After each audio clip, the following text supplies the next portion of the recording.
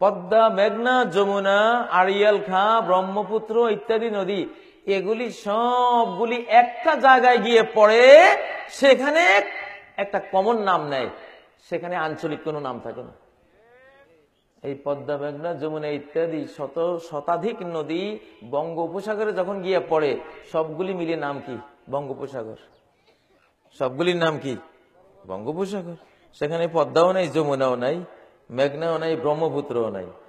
ইসলামের কমন বিষয়ে যখন আমরা আসব, কোন দল নাই, কোন দল নাই। 5 ওয়াক্ত সালাতের মাসলা আসছে, কোন দল নাই। যাকাতের মাসলা আসছে, কোন দল নাই। মুসলিম ঐক্যের মাসলা আসছে, কোন দল নাই। সবাই এক দল, এক জায়গায়। তখন নিজের সমস্ত জলরাশি ঢেলে দেব, ঠিক নয় কি? নদীর মতো উদার হয়ে এক জায়গায় একত্রিত হয়ে উপসাগরে পরিণত হব, উপসাগর মহাসাগরে গিয়ে মহাসাগরে পরিণত হব। এইটা যদি হয়, তাহলে ইনশাল্লাহ আজকে মুসলিম জাতির যত শেখ, যত ওলামায়ে কেরাম, যত দাওয়াতি কাজ হচ্ছে, সবগুলি নিজেদের হানাহানি, নিজেদের রেষারেষি, বিদ্বেষ, দুশ্মনীতে সর্বনাশ হয়ে যাচ্ছে। এখান থেকে মুসলমানদের উদ্ধার করতে হবে। কেন আজকে সহি আকীদা, সহি সুন্নাহ লোকেরা যদি 18-19 দল হইয়া আমরা একে আরেকজনের বিরুদ্ধে আমরা লাগি, তাহলে বাতিলওয়ালারা তো মুছের তলে তলে হাসবে। আমিন জোরে আসতে, তারপরে এগুলি লইয়া এমন লাগছে মসজিদে, বেনামাজিরা মসজিদে বাইরে হাসতেছে, কয় আমরাই ভালো আছি। নমাজে পড়তাম না জীবনে আর, কারণ নমাজে গেলেই দেখো ওই যে লাগছে, বুঝলেন না? আমাদের কাছে নামাজিরা সমস্যা হয়ে গেছে, সমাজের নমাজিদেরকে সমস্যা বানাই ফেলছি না, মস্ত বড় ভুল। সমস্যা হলো বেনামাজি, যে পশ্চিম দিকে ফিরে আষাঢ়ও খায় না, সমাজের জন্য অভিশাপ, গজব হলো সে। নামাজি গজব না, নামাজের বুঝের ভুল হতে পারে। আমি কাজী ইব্রাহিম একসময় নাবির নিচে হাত মারতাম, কিন্তু আজকে তো আমি বুকে নিয়ে আসছি না। আমি তো আমিন আসতে বলতাম, আজকে তো জোরে বলছি।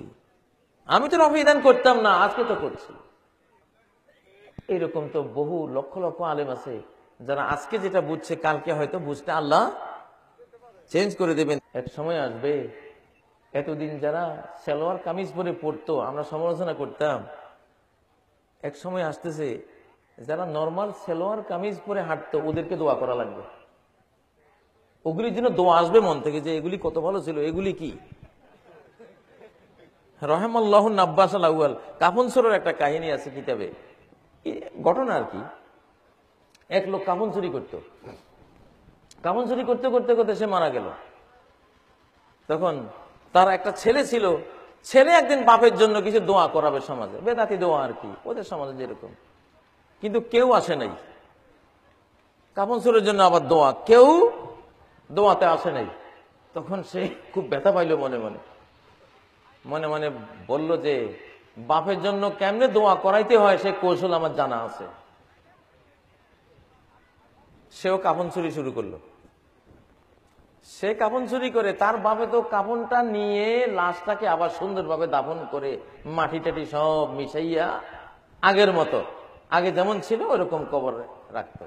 এ করলো কি, লাশটা তুলে নিয়ে আসে, তুলে এনে যে বাড়ির মানুষ, ওই বাড়ির উঠানে লাশটা থেকে বস্ত্র হরণ করে নাভির মধ্যে একটা খুঁটা গাড়ি ফিরিয়ে চলে যায়। সকালে উঠি যেই দেখে, সে দোয়া করে রাহিমাল্লাহু নাব্বাস আল আউয়ালা, হায় রে, আগের কাফন চোরটা কত ভালো ছিল, আল্লাহ তারে রহমত করুক।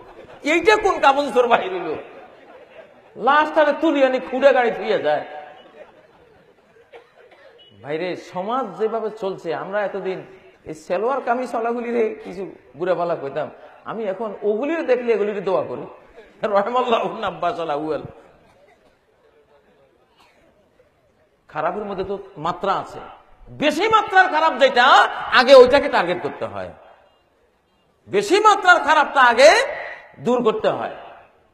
আমাদের সমাজে হয় কি, নামাজিদেরকে সমস্যা বানায় ফেলছি, যারা বেনামাজি যার অভিশাপে গজবে গোটা সমাজ সরকার হয়ে যাওয়ার মতো পাপ সে করছে, কুফুরির মধ্যে লিপ্ত, তাকে আমরা সমস্যা বানাই না।